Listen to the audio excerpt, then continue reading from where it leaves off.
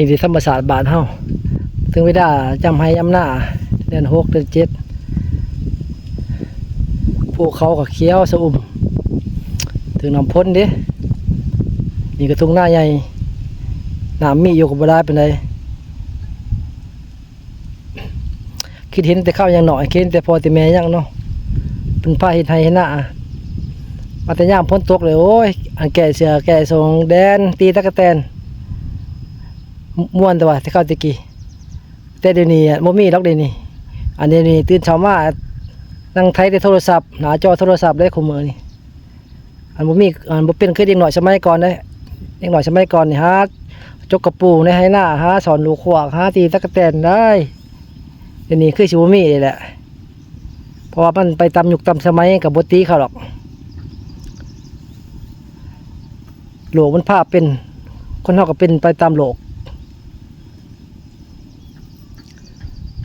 นี่ล่ะ